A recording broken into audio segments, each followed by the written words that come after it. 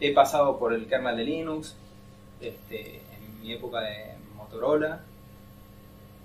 Yo soy de la época del 2610. Hice algo con 2.4. Estando en Motorola, acá en Córdoba, yo vine en el 2001, me pusieron a... O sea, Motorola,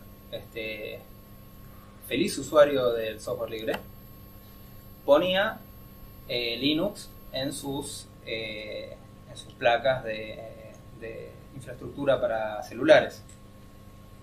Y el tema era que al estar en un contexto industrial, las cosas esas estaban enterradas en el desierto, en unos bodoques de concreto que absolutamente nadie podía tener acceso, solamente a temperaturas muy altas, y que para poder arreglarlo tenían que ir a arrancar el coso de concreto, no sé, era un desastre. Y bueno, aparecía el concepto de High Reliability, ¿sí? Un concepto industrial interesante, que es durante cuánto tiempo un sistema está funcionando. Se habla, por ejemplo, de los 5 nueves, 5 nines, o X cantidad de nueves. 5 nueves es 99,999% del tiempo que está disponible. Cuantos más nueves haya, son más severas las técnicas que se usan para construir el software. Aparece gente con más cantidad de bagaje en estadística, en modelos de fallas, más cantidad de gente que saca plata por otros caminos, vendiendo humo. Y bueno, este contexto, este software, que hoy conocemos como kernel de Linux, en ese momento no tenía las capacidades o las características de High Reliability que necesitaban para que funcione en estas base stations, que eran básicamente agarraban paquetes de radio, los masajeaban, le sacaban pedazos, le ponían otros y las volvían a reenviar para que funcionen los celulares. Entonces ensamblaron un primer, hicieron un primer equipo de respuesta rápida, digamos, para que corrija los bugs del kernel de Linux que encontraban los clientes. El principal cliente era una telefónica japonesa, que era una máquina de encontrar bugs, y en ese equipito de respuesta rápida estaba yo. Entonces, cuando había un bug, yo iba y lo arreglaba, y después se lo mandaban a una empresa que se llama Montavista, que supuestamente era la empresa que tenían los expertos en kernel development, y lo que hacían era, para darle el visto bueno, era simplemente agarrar mis parches y publicarlos bajo su nombre. Con lo cual, llegó un momento que me harté y dije, quiero empezar a laburar el software libre. Claro que yo necesitaba comer. Entonces caí en una empresa que se llamaba Code Sorcery, en que hacían mantenimiento del toolchain de GNU, además de otras cosas. ¿Todos saben qué es un toolchain? No. Un toolchain es el conjunto de herramientas necesarias para construir una aplicación o un ecosistema de aplicaciones, los cuales generalmente se componen por un compilador, un ensamblador, un linker, un debugger, librerías de sistema y librerías de terceras partes. Entonces yo tuve que empezar a poner mano en GCC, en GDB, en el linker, LD, que es... Empecé a ver fuentes, por ejemplo, de 60 y pico mil líneas en C. Una anécdota graciosa es que yo tenía un editor, Gedit usaba, y veía unos simbolitos raros. Los empecé a borrar porque me molestaban. Cuando mandé el parche, recibí una queja, por no decir. Volverlos a poner inmediatamente, y me tuve que poner a ver qué eran, y resultaron ser unos caracteres que servían para los formularios continuos de las impresoras. Todavía están esos caracteres ahí, yo los tengo que volver a poner. Estas fuentes del GCC nunca había un programa que tenga tantos lenguajes adentro.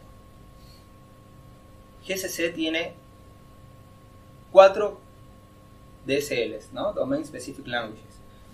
Y por lo tanto tiene cada uno su compiladorcito, solamente para fabricar GCC. Stallman inventó un lenguaje basado en su lenguaje favorito. ¿Cuál es su lenguaje favorito? Lisp. Scheme. ¿Scheme? Entre Scheme y Lisp hizo un lenguaje que se llama Machine Description o RTL, con el cual describe cualquier arquitectura computacional. Y gracias a eso fue el compilador más exitoso y más exitosamente portado a cualquier plataforma que hubo de la Tierra. O sea, salvo los primeros micros muy chiquitos, microcontroladores.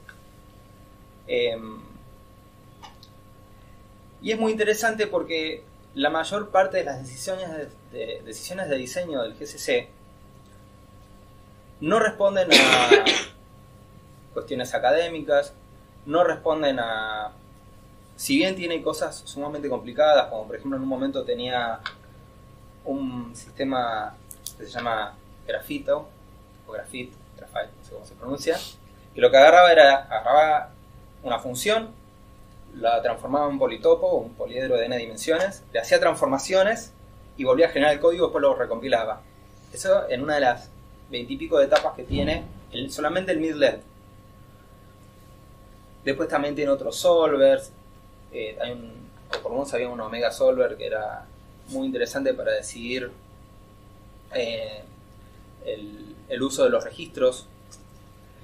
Y así las cosas, tiene muchas decisiones en términos de que Stallman sabía, y los siguientes mantenedores, que GCC iba a ser un monstruo mantenido por mucha gente. Mucha gente incluso con poco conocimiento y mucha gente con más conocimiento. En realidad quisiera hablar más del kernel de Linux. ¿Saben quiénes son los principales mantenedores o qué background tienen los principales mantenedores del kernel de Linux? Son electrónicos. ¿No es IBM? Me refiero a background. Son electrónicos. ¿Por qué? Porque son los tipos... ¿Quiénes les interesa que exista el kernel de Linux? Los fabricantes de placas de video, de placas de sonido, etcétera, ¿sí? Y esas empresas tienen electrónicos que quieren hacer drivers para que la gente use sus placas, compre sus placas. O sea que son personas que no tienen una formación muy sólida en desarrollo de software. Entonces ustedes agarran muchas fuentes del kernel y van a ver cosas como, por ejemplo, buscan después el Daft Device, GoTos que van a la mitad de un while que tiene 500 puntos de salida.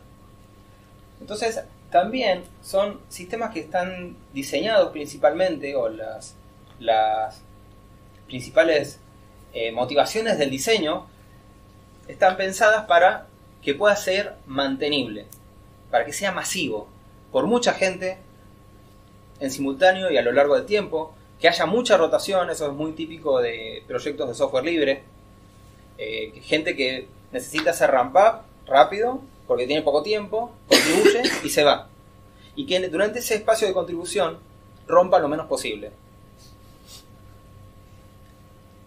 Yo después les voy a mostrar una cosa que se llaman los design smells, ¿sí?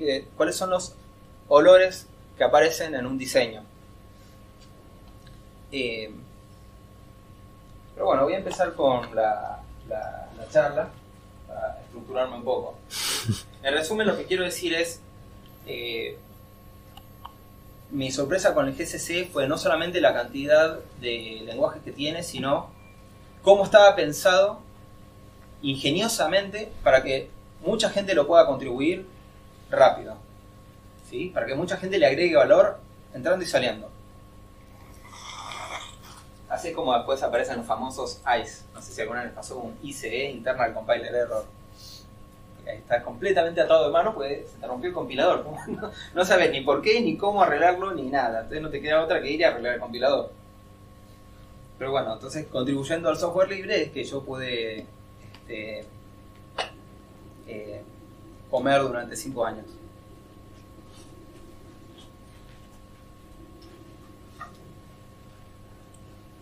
Bueno, voy a dar un pantallazo sobre cómo sobrevivir en la industria, pero para eso hay que saber de qué se trata la jungla esa. Por lo cual, voy a establecer un paralelo con mi propia historia.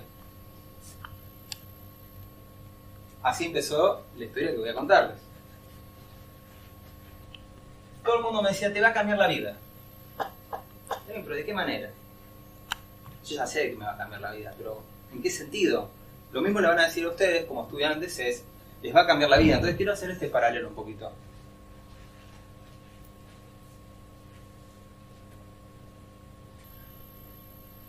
La delta vida es de no papá a papá. Entonces hay aspectos tangibles e intangibles. ¿Qué voy a dormir? La siesta. No conocí esa palabra hasta que empezó a ser lo más sagrado que hay. Y en realidad sé que existe la palabra, porque no es que es algo que yo ejercito.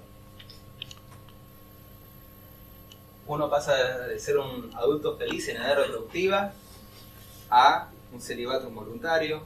Cualquiera que se quiera confesionar puede hacerlo conmigo después. Es la última aniquilación del ego. Pasás de ser, hola señor, doctor, bla bla bla bla bla, a ser, ¿vos sos el papá de Galileo? Sí. Y no importa qué carajo sea.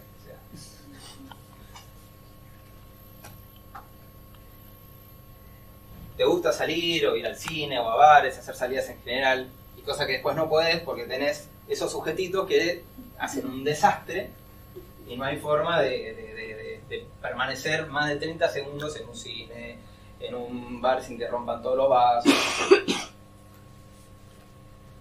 O por ejemplo el hecho de estar, uno se viste bien, etcétera, etcétera, y después es imposible permanecer limpio con un niño por más de, no sé, 10 minutos, con toda la furia.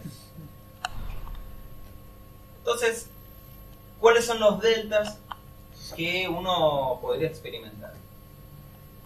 Lo más importante son las decisiones y las consecuencias de esas decisiones. Y yo mido las consecuencias de las decisiones en el costo del undo. ¿Cuánto cuesta hacer control Z de las decisiones equivocadas?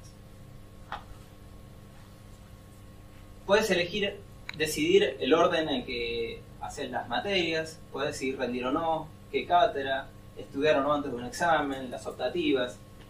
Después tenés que elegir, cuando estás laburando en una empresa, qué criterio usar para decidir una herramienta u otra, qué criterio usar para tomar o no una persona cuando haces una entrevista.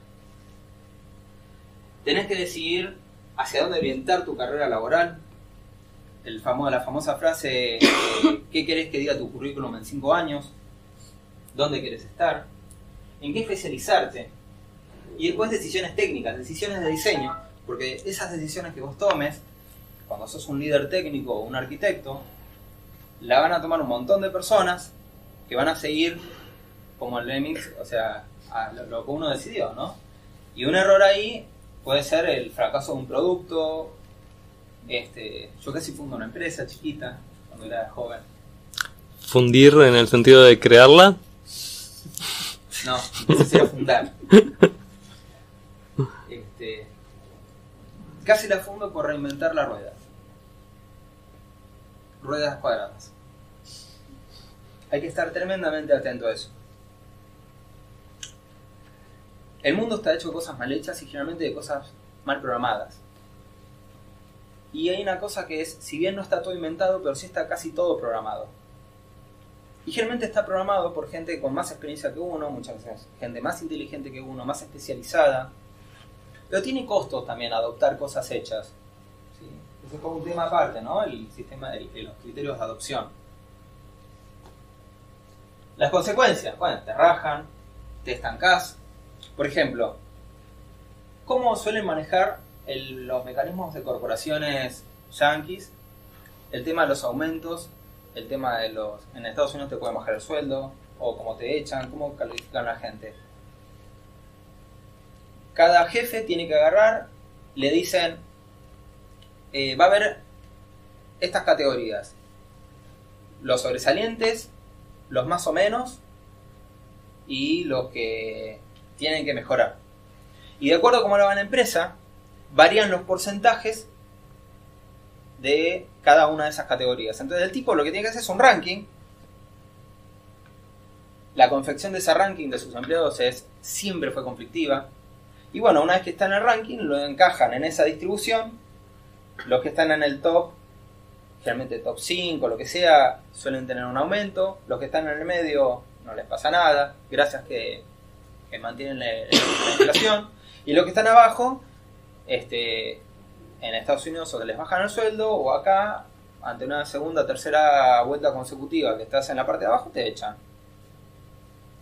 Entonces, siendo jefe, eso es lo que yo digo es con la orientación, ¿no? Uno, la orientación en la industria puede irse por el lado oscuro, que es el project management, o ser jefe.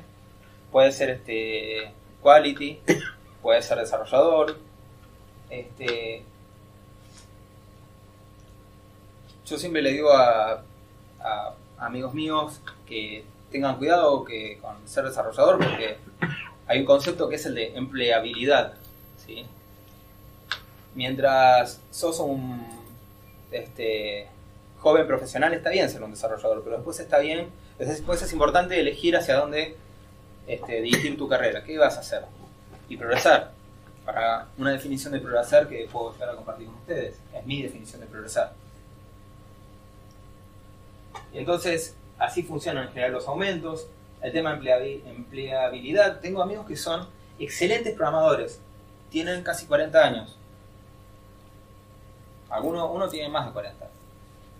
Tiene un montón de experiencia. Se recibió en Río Cuarto, en Exactas, licenciado en Ciencia de la Computación de Río Cuarto. Pero el tipo sigue siendo un programador.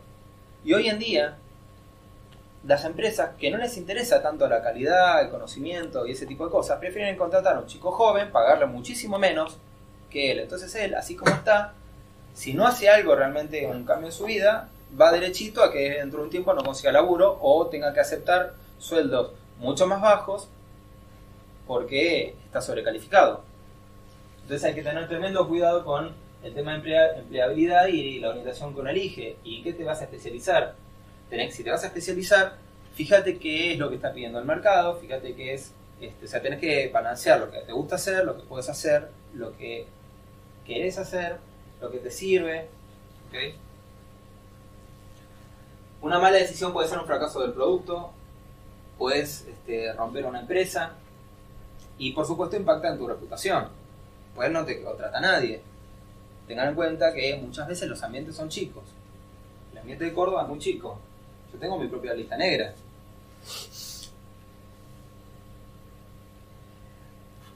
El tema del plan. Cuando estás acá puedes poner casi piloto automático. Hay un plan de estudio que tiene algunas variantes. Entonces, la función decisión en función del tiempo es bastante acotada. En cambio, cuando estás en la industria, el plan lo pones vos. ¿Cada cuánto tomás una decisión?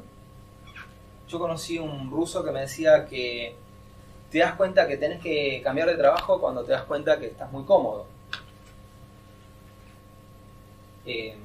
Claro que por otro lado, a veces la comodidad es un precio carísimo que tenemos que pagar cuando tenemos familia, cuando necesitamos estabilidad, ¿sí? Por eso es que la autonomía, como cuando uno es estudiante, puede poner un piloto casi automático. En el otro caso, y las malas decisiones las pagas vos. Las fuentes de aprendizaje. Puedes tener libros, papers, profesores, etc. Yo aprendí cosas equivocándome de la peor manera. Aprendí muchísimo de mis colegas. Yo aprendí demasiado tarde a decir, no sé, ¿me ayudás? Disculpame. No llego a tiempo. Por supuesto que también hay libros y papers, ¿sí? Leyendo código.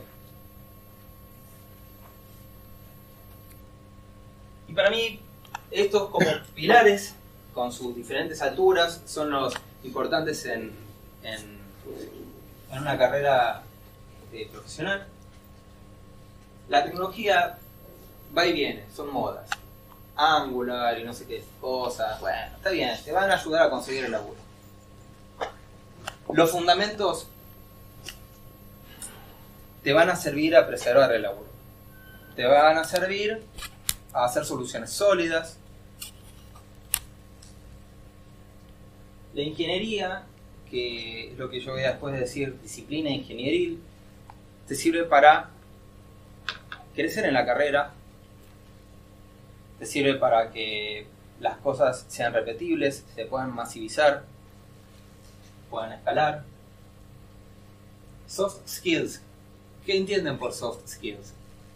Es más como cercano a las humanidades y que es una inversión. Y si ya saben eso, De cualquier otra decisión técnica que uno quiera tomar, tiene que convencer a la empresa de que esa decisión es la correcta. bordea la manipulación. Todo es manipulación. Con él. Algo que vi que no lo da ninguna facultad, que vi gente hacer milagros con esto, es la creatividad. Muchísimo más que la inteligencia. Yo después voy a mostrar un par de ejercicios. Habrá varios ejercicios. La creatividad es lo que te hace diferenciar, es lo que hace que si estás en un lugar, esa empresa pueda tener éxito. Básicamente es la creatividad y la disciplina de ingeniería. Y bueno, después la inteligencia, que es para articular los conocimientos, etcétera, etcétera. La creatividad e inteligencia es discutible que pueden ser juntos o no. Yo la verdad que los separo. Technical skills, que no suelen ser conocidos por ahí. La mayor parte del tiempo van a estar leyendo código. Cuando uno aterriza en un lugar, lo primero que tiene que hacer es lo que le dicen ramp up, que es leer toda la mugre que tienen escrita, las miles y miles de líneas de código, las 60 y pico mil líneas que tenían un solo fuente de GCC, en el cual yo tuve que meter 4000 más. Pero no era GCC, era el ensamblador. Yo tuve que poner una máquina en Estados Unidos, un autómata finito al ensamblador. No es un ensamblador, sí, el ensamblador. Hoy en día el ensamblador de GCC toma decisiones, tiene estado, etcétera, etcétera.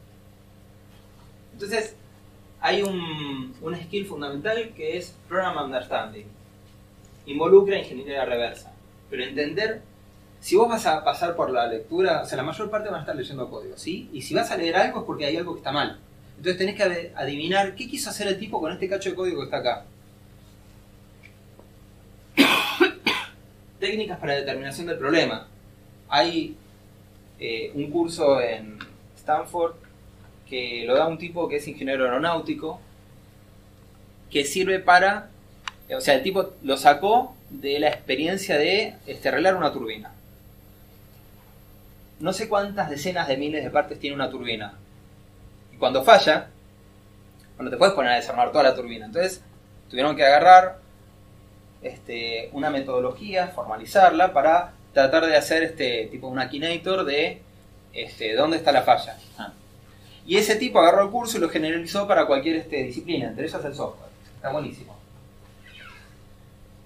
Para mí, aprender a debuguear, hay un montón de técnicas de debugging. Yo mantuve el debugger bastante tiempo. Y hay un montón de técnicas de debugging. ¿Por qué? Porque el problema generalmente es que, en el mejor de los casos, el programa revienta, te da un segmentation fault. Pero la causa no está ahí. Generalmente está muchas fuentes y muchas líneas atrás. La más simple, por ejemplo, que un puntero está en nulo, lo de referencias. Bueno, no es poner un if si el puntero es distinto a nulo. La pregunta es ¿por qué llegó al puntero nulo ahí? Una práctica muy común es cuando uno va a poner un if y no pone un else, es poner un comentario de por qué no vas a poner un else. ¿Por qué no va un else? ¿Y qué es lo que capturaría ese else? Pero no es hacer el not de la condición del if, sino en contexto del programa. No hace falta un else porque, no sé, el thread, no sé cuánto, en realidad siempre está activo y el mutex no se bloquea por tal y tal razón. ¿Sí? ¿Por qué? Porque cuando uno va y está leyendo el código y quiere arreglar algo, es una pregunta completamente legítima, decir, che, ¿no será que está faltando el else acá? Entonces, para que no vengas infeliz y esté divagueando 3 días lo que el tipo pensó, no, en realidad el else nunca va a entrar por tal razón, se lo ahorras poniendo un comentario. Y eso ese tipo de cosas hacen a una métrica que se llama mantenibilidad. Hay dos métricas en la industria que son sumamente importantes: extensibilidad y mantenibilidad. Y para medirlas se habla de modelos de mantenibilidad y modelos de extensibilidad. Es decir, extensibilidad es, a medida que te van pidiendo cosas, cómo va a mutar el diseño y el software en general, o sea, el diseño y la implementación. Y la mantenibilidad es a medida que cuánto tolera que ve o cuán fácil es encontrar los bugs, arreglarlos, ¿sí? Eso es bastante, hay mucho sobre eso para hablar. La capacidad de arreglar un diseño, ¿sí? Una cosa que caracteriza a un desarrollador junior es querer rehacer todo, porque está todo mal hecho. Entonces, ¿cómo funciona? Viene un tipo junior, esto está desastre, va y lo rehace. Y se empieza a mantener. Ese tipo deja de ser un poco junior y 1 o 2 años viene otro más junior y dice, esto está mal hecho. Y así, iterativamente. El concepto de refactoring es fundamental tener el criterio de decir ¿hasta dónde voy a cambiar? Yo tuve compañeros que tenían ganas de rehacer todo, pero eso va en contra de cualquier plazo.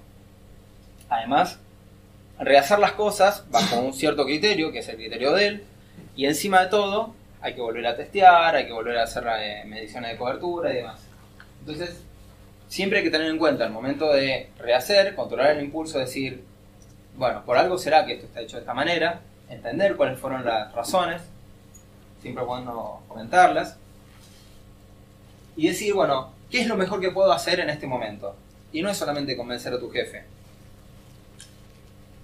En algunos casos, los jefes son tipos que no entienden nada, que van de saco y corbata y que no entienden nada de software, son tipos los de Dilbert. Y en otros casos, el que es jefe es porque la tiene más clara. Por ejemplo, en Google.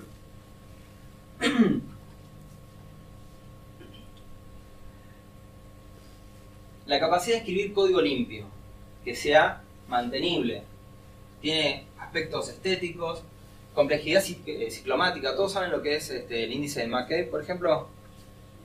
No.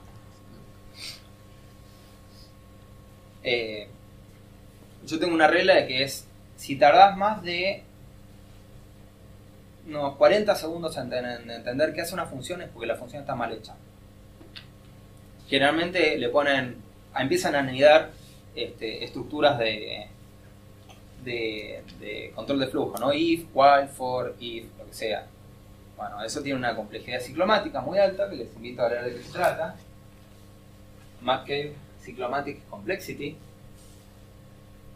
Lo cual hace que sea intesteable, que sea ilegible, inmantenible, y lo que tiene que pasarle es, al que le escribió le tiene que cortar los dedos, y a la función la tiene que modularizar, hacer funciones más chiquitas, en donde el nombre de la función sea bien representativo de qué es lo que hace. Si no, ese código no lo va a mantener nadie. Yo tengo un chico muy junior que al principio decía, ya anda esto. Pino. Cuando vos agarrabas el código, ese código no lo entendía ni él. Entonces, el factor o el hecho de que ande bajo algunas definiciones de andar, a mí no me interesa o no me sirve, porque no puedo garantizar de que eso ande, no puedo mantenerlo, él mismo en 2 días no lo va a poder mantener. Ojo, eran algoritmos muy complicados, pero eso no quita que se pueda escribir bien y limpio. Por eso está el tema de la modularización y la extensibilidad. Tenés que pensar, cuando vas a diseñar algo, que hay que testearlo. No solamente escribir los tests, sino la manera de diseñar algo. Tiene que decir, ¿y esto cómo lo voy a testear? Hay, por ejemplo, un idioma muy conocido que es en Singleton. ¿Todos conocen lo que son los singletons? Uh-huh. Bueno, ¿qué es lo que hay de malo con un singleton? Generas estado global, básicamente. ¿Qué? Generas estado global. Uh-huh. ¿Y eso por qué puede ser malo? Porque hace que en la misma función bajo diferentes actúe diferente según el contexto actual del sistema. ¿Y eso por qué es malo? Porque eso no necesariamente es lo que uno necesita. Respuesta de... El problema principal con las variables globales es concurrencia, para empezar a hablar. Por otro lado, una clase que es un singleton, por ejemplo, no la puedes extender, es muy difícil de extender. Si yo quiero hacer una derivada, una clase derivada, y algo que es un singleton, ya no se puede. Un singleton es muy poco portable. Portable no a plataformas de hardware, sino en términos de reuso. Yo no puedo agarrar algo. Hay una métrica de portabilidad. ¿Cuán portátil es algo? Es cuando yo lo tironeo, cuántos hilos de dependencias tiene. Si yo tengo que empezar a recortar demasiados hilos, eso no lo puedo usar en ningún otro lado. Un singleton tiene dependencias o acoplamiento muy fuerte. Y por otro lado es muy difícil testear un singleton.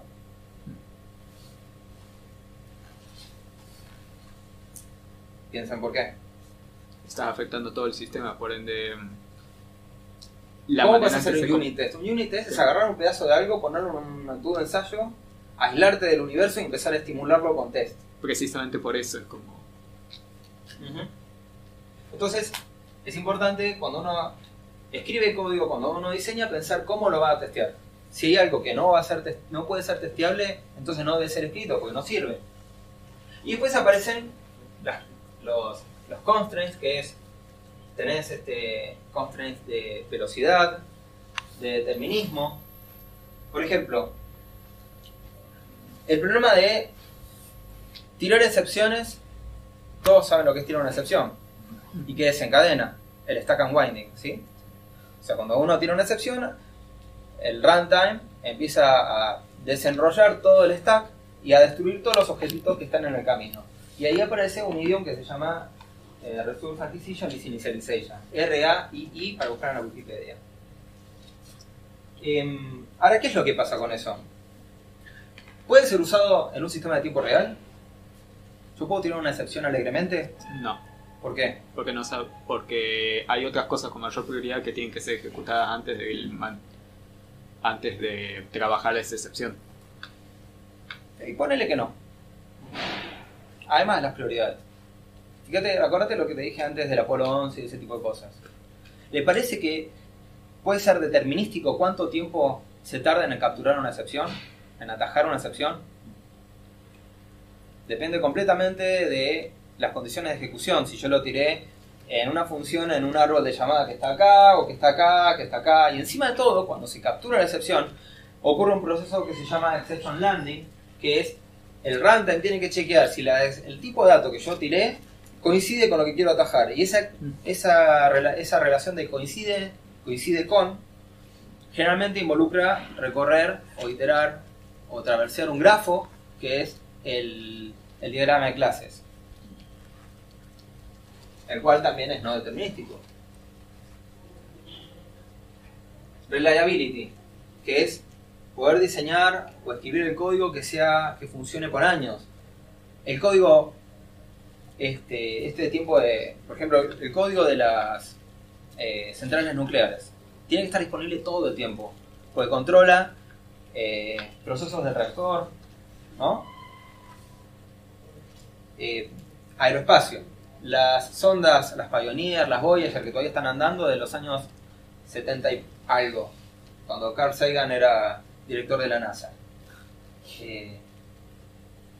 Están no sé cuán lejos ya, en el borde, en la frontera del sistema solar, etcétera, etcétera. Y son miles y miles de líneas de código de assembler. Ni siquiera había Fortran en eso. Constraints de consumo de energía. Uno de los sistemas más interesantes que conocí fue un marcapaso.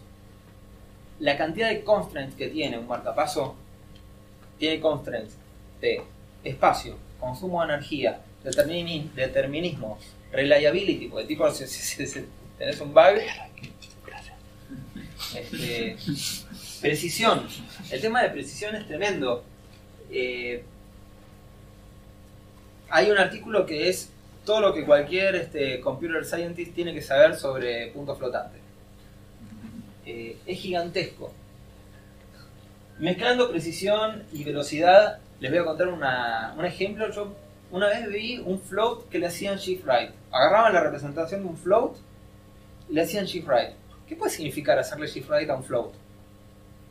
¿Qué componentes tiene un punto flotante? Tenés primero... Depende de la implementación del hardware, primero que nada. Hay un estándar que es de IEEE 754. Habla del signo, algo de eso. Tiene el signo, ¿qué más? El exponente. El exponente, la mantisa. ¿Y qué pasa si todo ese bodoque le hago shift right? ¿Qué significa hacer shift right? ¿Qué? Cambiar el signo, depende si es... Puede ser que le cambien el signo. ¿Qué más? ¿Qué otro Cambiando componente? completamente el dato que vos tenías guardado. Sí, bueno, se dobleronea por las noticias, ¿no? Pero ¿por qué le hacen? ¿Qué más? ¿Qué significa hacerle shift right? ¿Qué otro componente tiene el punto flotante? El exponente ¿Y qué pasa si haces shift right del exponente? lo estás elevando al cuadrado. No, eso es right. Lo que está diciendo es left. Lo está sacando de raíz cuadrada. Estás haciendo raíz cuadrada del número. Hicieron un truco en los años 70 en que vos agarrás el punto flotante, le haces shift right y le haces AND con un número mágico y hacían la raíz cuadrada más rápida del oeste. Fuck. Ese código lo redescubrieron en los 90 cuando implementaron un juego que se llama Quake. Y nadie entendía qué era. Hicieron 2 tesis para entender cómo funcionaba eso, para entender el número mágico. Por supuesto que involucraba a Taylor, involucraba todo, pero la cantidad, ahí está el aspecto de creatividad. Sacar a la raíz cuadrada de un número es algo que puede ser extremadamente lento. Y con hacer un shift right de eso, tenían una raíz cuadrada perfectamente aceptable para los gráficos que necesitaban, para hacer en realidad era 1 sobre raíz cuadrada de x, una cosa así. Pero terminaban haciendo eso, elevándolo a un medio. Y después acomodaban un poco la mantisa. Seguridad. Ahora voy a mostrar algunos ejemplos, porque casualmente es con lo que estoy robando ahora. Single Event Upsets. Ustedes hacen un código que está espectacular, lo mandan al espacio y viene un guioncito de porquería, ¡pip!, te da vuelta un bit en cualquier lado. Entonces a veces tenés que empezar a programar pensando que te puede venir ese guioncito y te puede dar vuelta un bit en donde menos se te ocurra. Y tenés que hacer un software que se banque eso. Hay un montón de técnicas, hay gente que... Yo dirigí una tesis acá en Exactas de un chico que fue una de las cosas que tuvimos que considerar en el dron. A nivel de avión no pasa tanto, pero cuando estás en satélites te pasa todo el tiempo. Todo el tiempo viene radiación ionizante y te da vuelta un bit. Y bueno, te la tenés que bancar, tenés que tener tenés que pensar en cosas que nunca se te hubieran ocurrido en la facultad. Por ejemplo, tenés que empezar a tener cosas triplicadas, por ejemplo, con técnicas, ¿no? Entonces vos decís, bueno, en este cacho de memoria mantengo este otro cacho y este otro cacho. Y bueno, ¿Basta modificar copia y compilador para que el código generado no sea modificado? Porque, o sea, el programa también son unos viseros. ¿Qué pasa si cambió la instrucción que tenías en el código? puede ser. De hecho aparecen microprocesadores más enrobustecidos. Pero lo que es más proclive, porque son distintos tipos de memoria, no es tanto el ROM, sino la RAM, ¿sí? Imagínense que te cambia un bit en un punto flotante, de hecho pasa. Se han caído... A la NASA se le cayeron un montón de... Una vez se le cayó un pozo que era del tamaño de una pelota así gigante, y no se le cayó a la gente en la cabeza, pero por mucha casualidad.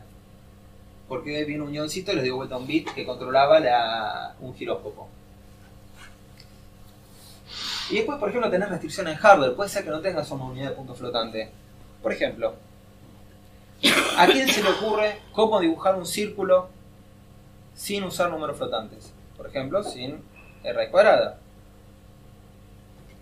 ¿Números imaginarios? Estamos hablando de enteros, ¿no? O sea, ¿cómo dibujar un círculo con enteros? ¿Por qué? Porque no tenés un coso de punto flotante.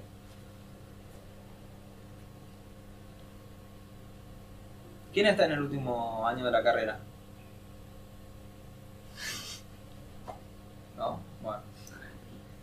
los que estén más avanzados repasen todo lo que aprendieron para ver si hay algo que les sirve para resolver ese problema. Yo tuve. Se lo dejo pensando. Solamente usando enteros, ¿eh? Bueno, así que aparecen estos constraints para los cuales uno no está preparado y solamente se resuelven por creatividad, un poco de inteligencia, mucha lectura y mucha prueba y error. Porque muchas veces vos estás en la punta del... O sea, vos estás laburando en cosas que son secretas, no puedes preguntar, la competencia no te lo va a decir, ¿sí? Por eso aparecieron también todo el tema de los microsatélites. Los microsatélites aparecen porque tienen software extremadamente berreta, barato, y son muy descartables. Además por otras razones que sí son importantes. ¿Qué opinan de esto? Ahora quiero que empiecen a hablar ustedes. ¿Está todo bien ahí? No, primero que nada, la llavecita está en el lugar equivocado. ¿Por qué? Debería estar arriba.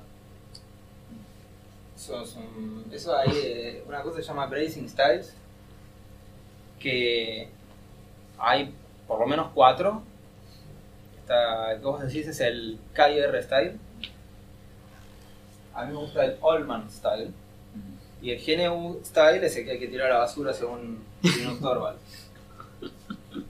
Igual es un comentario muy irrelevante. ¿Qué está mal con esto? No está claro qué hace. A por B dividido C. ¿En qué orden? Pero qué es A, qué es B y qué es C. ¿Y qué importa? Enteros. Son enteros. C es por 0. ¿Y qué pasa si es 0? Ese es el primer problema. Pero hay cosas mucho más interesantes. ¿Qué pasa con A por B? Si son A y B muy grandes. Overflow. Tienes pérdida de... Sí. Un overflow. Pueden pasar, dependiendo de cómo esté configurado el hardware, puedes tener wraparound o saturación. Pero es algo que definitivamente tenés que considerar. Y por otro lado, puedes tener pérdida de precisión. Entonces depende de los valores de A, de B y de C, es en qué orden deberías ejecutar eso. ¿Cuál sería otra manera de escribir eso, por ejemplo? Que sería matemáticamente equivalente, pero numéricamente no equivalente. C dividido A por C dividido B. ¿Cómo? A dividido C ¿Tú lo probaste, por B. Alfredo? ¿Qué? No es... Ah, no, soy un idiota. ¿Cómo se ejecuta primero? A por B y todo eso después dividido C. Sí. ¿Y qué pasa si yo hago, por ejemplo, A dividido C y después por B? Pero depende de las magnitudes. ¿En qué caso A por B va a dar overflow? ¿Sí? Yo digo, A por B es mayor al máximo representable. Entonces, ¿cuándo va a ser eso? Cuando A sea mayor al máximo dividido B, ¿no? Si B es distinto de 0, o lo mismo. Ahora bien, hay un montón de maneras de hacer esto. Por ejemplo, Uy, me gustó esa última. depende de las magnitudes de A, de B y de C, es cuánto te puede dar esta cuenta. Fíjense que es A por B dividido C. No estoy diciendo una fórmula para calcular, no, es esta porquería. Uno de los bugs que tuve que corregir en el kernel de Linux fue esto. Terminé usando algo de este estilo.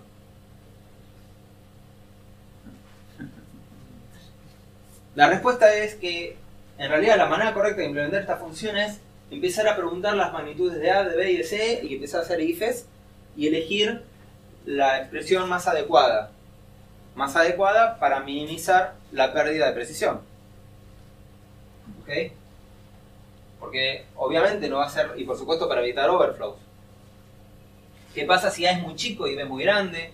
Si A y B son grandes, si A y B y C son grandes, si los tres son muy grandes vas a tener que hacer algo de este estilo. ¿Sí? Entonces, uno empieza a tener problemas porque la realidad te castiga con corner cases, como por ejemplo, teníamos que hacer un modulito que cortaba la bomba de combustible si se detectaba que había fuego en el motor. Era un sistema de tiempo real. El cálculo para determinar si había fuego o no había fuego involucraba este tipo de cosas. El hardware no tenía una unidad de punto flotante. Teníamos que empezar a jugar con este tipo de cosas. Porque había situaciones en que había fuego y no lo detectaba. ¿Por qué? Porque el fuego era muy chiquito, porque venía de un sensor y el otro de los sensores decía que no pasaba nada, porque se detectaba en distintas partes del motor. Es un ejemplito. Para dos operaciones, ¿no? Imagínense cuando empiezan a haber expresiones más complejas. La manera de fuerza bruta es usar números de precisión arbitraria, usar enteros de tamaño arbitrario. Pero ahí aparecen las otras restricciones, ¿no? O son cosas que son muy lentas, o que ocupan demasiada memoria, ¿sí? En una cosa que tiene 16 bits, está complicado. Las cosas chicas existen, ¿eh? Especialmente con todo lo de IoT ahora, que no es tanto humo. IoT es Internet of Things, que aparecen micros muy baratos, muy chiquititos, y tenés que programar cualquier cantidad de cosas ahí. Bueno, empiezan a aparecer este tipo de restricciones. El marcapaso tenía este tipo de cosas. Era un chip muy chiquito físicamente y además en términos del tamaño de los registros. Tengo un mapa de float a strings. Todos saben lo que es un mapa, un diccionario. ¿Cuál es el problema con esto? ¿Está bien esto?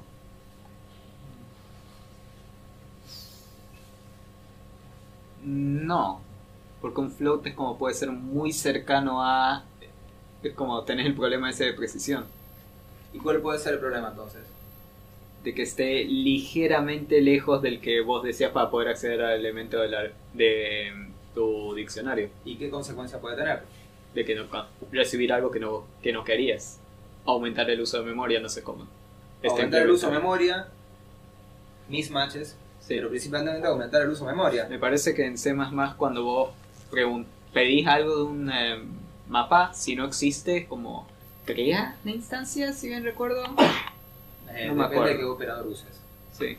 Pero más allá de eso, esto es una pésima práctica. De hecho, algunos compiladores te lo prohíben en sus warnings, ¿no? Justamente por eso, porque hay un ejemplo que es dos cuentas que vos decís son iguales y después haces el operador igual y te da false. Hay números que no son representables, ¿no? Entonces, esto no se puede hacer. ¿Qué hay que hacer en este caso? Piensen cómo lo harían ustedes. Una de las reglas prácticas es: los algoritmos son regidos por los números enteros y a partir de los algoritmos se sintetizan datos en punto flotante. No siempre se puede.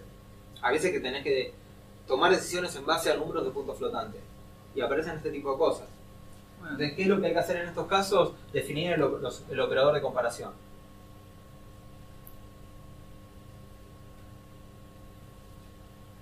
Ahora vienen mis favoritos, los de seguridad.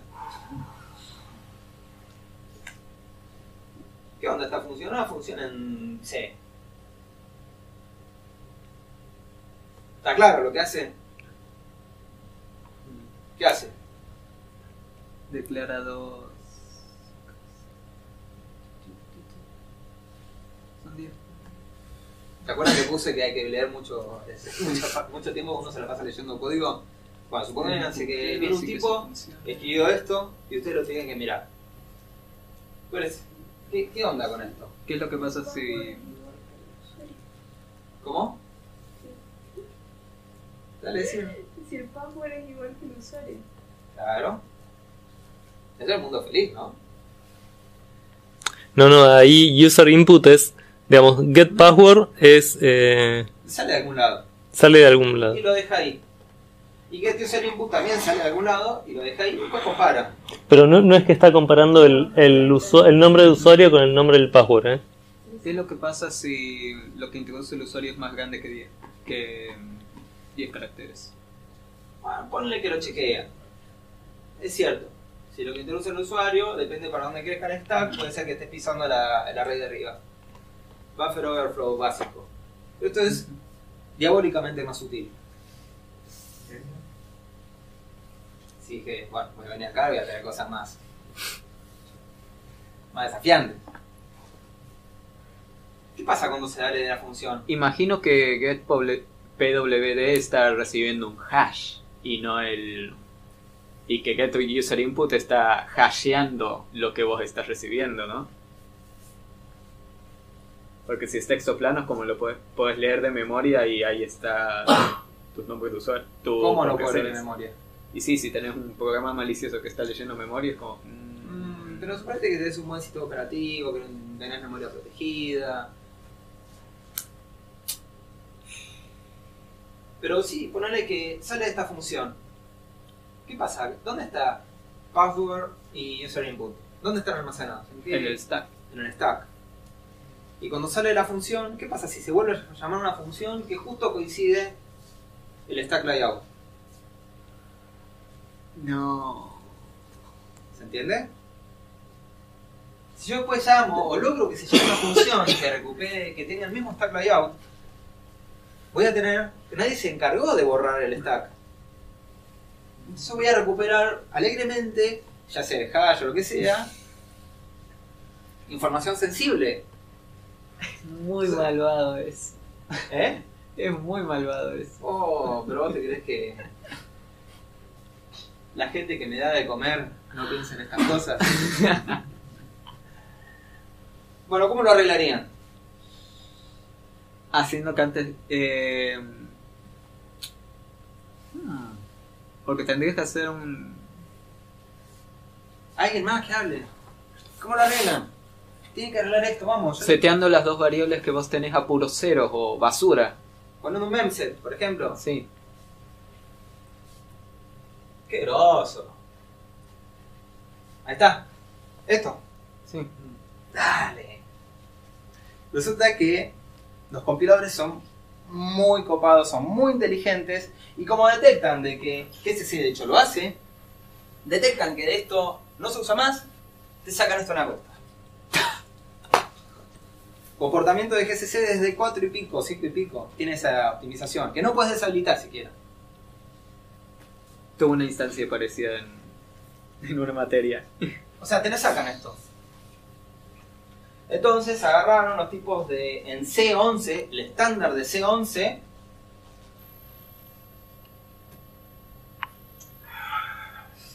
Memset S. Está en el anexo K3741 del ISO C11.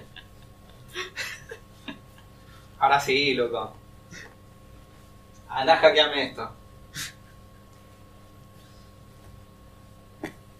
Tómense unos minutos, por favor. Yo conozco a las dos personas, ¿no?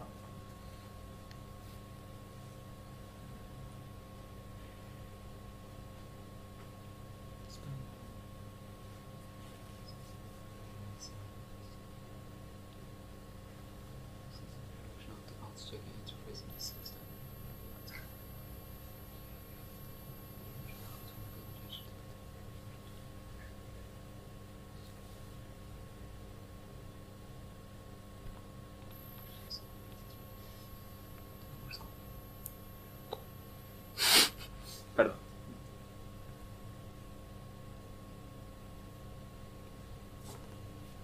Llegaron ya al último párrafo.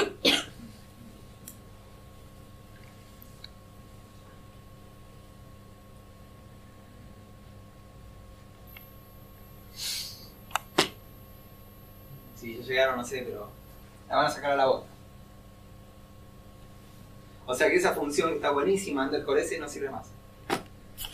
Entonces uno cuando lidia en este tipo de cosas tiene que tener en cuenta un montón de situaciones, tiene que tener en cuenta un montón de personas que están modificando lo que uno hace indirectamente, porque estás dependiendo de una función que te provee un estándar, que estandariza un cuerpo de ¿cómo se dice? Estandarizador. Carlos O'Donnell es tucumano, está en Montreal, Martin Sewell es un cabrón, y bueno, y hacen este tipo de cosas, por ejemplo. O sea, con el caso anterior, uno no podría trabajar alrededor de ese problema utilizando ¿cómo se dice en español? Obfuscando lo que vos estás haciendo en ese memset, o sea, para que el compilador no te lo detecte. Porque sé que, por ejemplo, la instrucción mov es Turing complete, ¿no? Así que uno podría hacer, básicamente, compilar memset con un obfuscator y hacer que haga exactamente eso. Como estás usando C++, le podés inyectar código assembler y le metes eso. También puedes hacer un for. Ay, pero bueno, eso es más aburrido. A vos no te van a pagar por hacer cosas divertidas. Vos vas a tener que encontrar maneras de hacerlo divertido, pero... Nosotros hicimos una modificación en el GCC en el 2013. Todavía no fue aprobada. Para evitar este tipo de cosas. Y encima después vienen estos giles y te sacan una vez más. Otro rapidito. Fíjense esto y yo les... a este quiero que se den cuenta rápido porque es algo parecido.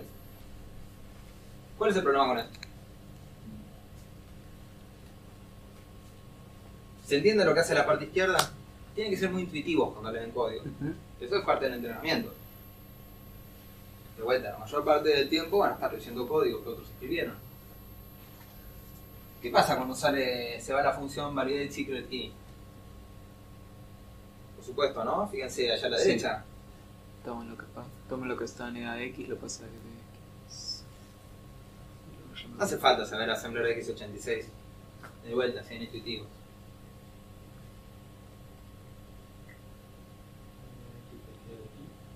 ¿Eh? En EAX es el valor de retorno, así que se rompe un poco. Así que EAX no es tanto el problema. ¿Cuál es el problema? EBX. O sea que la siguiente función con que la llame o lo que sea, que lea EBX va a leer un dato sensible. ¿Por qué? Porque nadie se le ocurrió antes de acá borrar EBX, lo que se llama Clovered Registers. Lo que es más triste es que es difícil de hacerlo esto portablemente o en C o en C++. Podés inyectar assembler, pero ¿cómo sabes qué registro va a ser en donde va a poner esto? Cuando uno pone assembler, generalmente pone los registros con nombre y apellido, ¿no? Bueno, este es el tipo de cosas que uno tiene que tener en cuenta. Fíjense que es un mundo aparte, como es el mismo ejemplo que el de la radiación ionizante. Es un mundo aparte que vos haces el mejor algoritmo, pero por unas razones que vos ni siquiera se te ocurran controlar, va a fallar, te van a hackear, se va a romper, ¿sí? Bueno, en la industria, para hacer un paper esto no interesa. Uno puede hacer un algoritmo, pero en la industria eso sí interesa. Por eso, si está en un banco, va a hacer que un tipo pueda tener acceso a unas cuantas bancarias y todas cosas muy divertidas. ¿Todos saben qué es EcoParty? ¿Con K? Sí. Bueno, vayan a EcoParty en septiembre a Buenos Aires. Entonces ven este tipo de cosas muy divertidas. O sea, estamos hablando del tema de seguridad en bancos, pero el resto de los cajeros están corriendo en Windows XP todavía. Mira, si vos supieses los problemas que hay con Linux, con otros sistemas operativos, o sea que en realidad Windows es el menor de los problemas. El problema es la gente que no usa Windows y cree que está segura usando Linux. Por cierto, esto en ningún lado este tipo de chequeos en el kernel de Linux no está.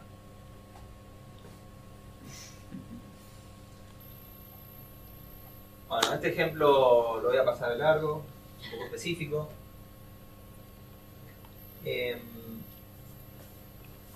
Y ahora quiero pasar muy rápido. Ahora ustedes son líderes técnicos, son tech lead y viene un team member, un chico que hizo este código. Primera pregunta, ¿a ustedes les parece que está bueno esto? No. ¿Por qué? Estás teniendo type off. O sea, el chiste de hacer herencia es que tengas un polimorfismo y que no tengas que hacer ese type of en toda la función, porque es como... Bueno, te voy a completar ahora la consigna del problema. El problema es explicarle a esta persona, sin ofenderla, por qué está mal. Porque es un idiota. Claro. Acto seguido vas a recursos humanos y te echan. Y no solamente te echan, sino que vas a tener muchos problemas para entrar y conseguir trabajo en otros lados, porque la gente de recursos humanos se comunica, se conoce, etcétera, etcétera. ¿Por Y qué vas a terminar Torvalds sí militando puede encima decir de eso todo. y yo no? ¿Eh? ¿Por qué Torvalds puede decir cosas como esa y yo no? Porque Torvalds es 10 veces más capaz que vos por ahora. Que- ¿Cuál es el problema con esto? De que si generas otra extensión, por ejemplo, qué sé yo, implementás rombo o algo así, tenés que ir a cualquier función que esté trabajando con shape y meter esa implementación en esa función. Y si es no como lo haces, esas ¿qué pasa? funciones se te vuelven gigantescas conforme más clases tenés. Ok, ¿y cuál es el problema con eso?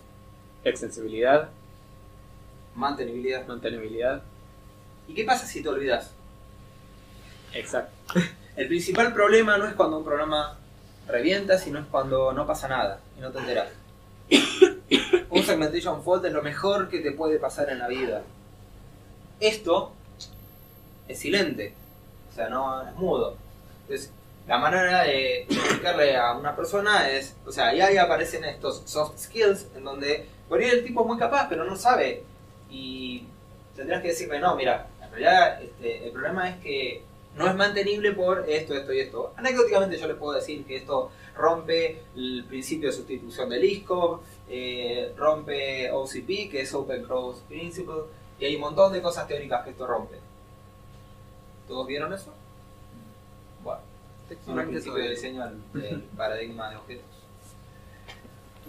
Pero sí es importante entender que hay algo que puede estar mal no por una cuestión algorítmica, sino por una cuestión de extensibilidad, que son los factores que pesan en al momento de hacer cosas industriales, ¿sí? Por ejemplo, esto es un ejemplo que me gusta mucho de la evolución de los lenguajes. Muchas veces la gente, cuando aterriza en un lenguaje, ve una foto de cómo es el lenguaje hasta el momento. Y lo que es sumamente interesante en los lenguajes que ya tienen muchos años es el conocer la historia de por qué llegaron esas cosas ahí. Yo participé bastante en el comité del C++, y tuve el honor, no sé cómo decirlo, de que haber presenciado discusiones espectaculares sobre los features del lenguaje. Les voy a mostrar un feature de C++ 11 que se llama Inheriting Constructors. Antes de C++ 11, uno ponía una clase con ciertos constructores y en la derivada tenía que ir y repetir esos constructores. Y a partir de C++ 11 uno puede usar todos los constructores de la clase base. ¿Por qué les parece que puede? Porque hay clases que pueden tener muchísimos constructores, ¿Y cuál es el problema? que es tedioso de hacer, Ok, tener te mucho ahorras laburo. copy-pasting. Y el tema es que si el mantenedor de la librería que estás trabajando Mira, añade team A, uno, team B. por eso, si Team A añade otro constructor nuevo y vos no te enteraste, es como te rompió todo. La gente tiende a pensar que este feature es para ahorrarte escribir cosas. Pero no. La realidad es que este feature surgió por... La historia del C++ está dada por experiencia en la industria, de qué es lo que falló, qué es lo que anduvo mal, qué es lo que se rompió. Se rompieron un montón de cosas con esto que está acá arriba. ¿Sí? Supónganse, la clase base lo hacía cierto equipo, un proveedor de un fabricante de esa librería, y un equipo B era el consumidor de esa librería. Daniel, Esto causaba problemas de retrocompatibilidad, problemas de que si agregaban cosas vos tenías que ir y tenías que primero estar atento al tanto de que cambiaron algo y después invertir el esfuerzo en hacerlo, pero el problema no es tanto del esfuerzo, ¿no? Entonces bueno, por eso apareció este feature, por una cuestión de mantenibilidad. nos está esperando el café, así que A máxima velocidad. a máxima velocidad, por favor. Les quiero mostrar un caso real que todos conocemos. Miren la cantidad de líneas que tiene el Firefox. No me acuerdo cuántos hace... no dice la fecha. 51 millones de líneas de código. Y hay algo que es mucho más interesante todavía. Miren la cantidad de lenguajes que conforman al Firefox. Rust. Sí. Ah, cierto, Sí, Rust es de sí, Mozilla. No dije nada. Si yo agarro Chrome o Chromium, va a pasar lo mismo. Una cantidad ridícula de líneas de código compuestas por muchos lenguajes. Así esto es un producto. Bastante choto, por cierto. Fíjense la cantidad de líneas de assembler que tiene. ¿Saben lo que es mantener casi 600.000 líneas de assembler? De las cuales solo el 27% está comentado. Entonces, a mí me ofrecieron preocupa varias más veces ir a ese- elaborar a Mozilla. Sí, me preocupa más ese Te 1% ahí. te pido que tengamos la charla en el café porque después nos retan. Bueno, soft skills. Contribuyente colectivo. Que vos puedas hacer más junto con la gente que vos solo. Conocí excelentes contribuyentes individuales, pero siempre terminan haciendo menos que si vos dirigís un team o si te relacionás con la gente y le ayudás a que ellos otros también laburen con vos. Entonces, ser un contribuyente colectivo en vez de un contribuyente individual es algo que las empresas o que en la industria se valora. Podés ser un genio, pero es una cuestión de escala. Muchos monos van a ser más productivos que vos. Disciplina en ingeniería de software. Cuando digo disciplina es en las prácticas de programación. Ayudar a los otros, preguntar, avisar cuando no llegás, ser predecible. ¿Por qué? Porque hay planificaciones, se pactan fechas con clientes. No ser garca, tengo muchas anécdotas con esto. Balanceado a criteriado, no querer reimplementar todo de golpe, como cualquier junior. No ponerte en posición de diva, no, yo eso no lo hago. Y cada tanto te toca agarrar la pala y hacer una zanja. Generalmente para tronar un muerto. Prácticas de ingeniería. Todos las conocen. ¿Sí? Revisión por pares. Tracking de issues. Es un arte poder escribir bien un bug. Versionado. ¿Sí? Git. Etcétera. El uso de chequeadores de código. Testear tu propio código es muy difícil, pero hay que darle masa. Profesionalismo. Bueno, podría hablar de eso. Algunos de los olores del diseño. Yo esto en general lo resumo con Oracle o olor a culo. Que es rigidez cuando es difícil de cambiar. Es frágil cuando es fácil de romper. Cuando es difícil de reusar. Es viscoso cuando hacer las cosas mal es más fácil que hacer las cosas bien. De todo esto hay un montón de bibliografía, ¿no? Yo te estoy resumiendo de una manera brutal. Cuando es el sobrediseño es el antipattern más común de la gente junior. El copy-paste, opacidad. Si una función, de vuelta, tardan más de X segundos, ya está mal hecha. Esto me lo pusieron en una auditoría. Me encajaron esa frase en el informe. Pero me gustó mucho el criterio de cuál es la diferencia entre un prototipo y algo que es production grade. El prototipo va a funcionar en los mejores casos. Sin embargo, algo que es production grade va a funcionar aún en los peores casos. Y esa para mí es una diferencia clave. Bueno, el tema de la plata ya se los conté, que es cómo funciona el ranking. Y yo les hablé de las diferencias, ¿sí? Entre el delta. ¿Cuáles eran? Yo les hablé en la tablita de las diferencias. Por ejemplo, cuando de la diferencia de delta, papá. Bueno. Esta para mí es la principal diferencia. Bueno. Espero que les haya gustado más o menos.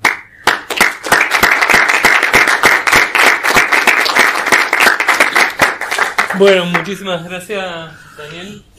Y creo que, yo me voy con bastantes ideas sobre quizás cosas que no estamos cubriendo en nuestro plan de estudio. Estamos pensando o tratando de delinear un cambio de plan y quizás hay, estas cosas de soft skills, por ejemplo, que estamos en mucha deuda.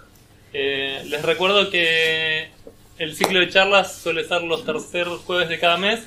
Por supuesto que en julio no va a haber, volveremos en agosto. Difundan la palabra, inviten a sus amigas, amigos y llenemos la sala y aprovechemos a gente como Daniel. Así que de vuelta Daniel y las invitamos a tomar café afuera.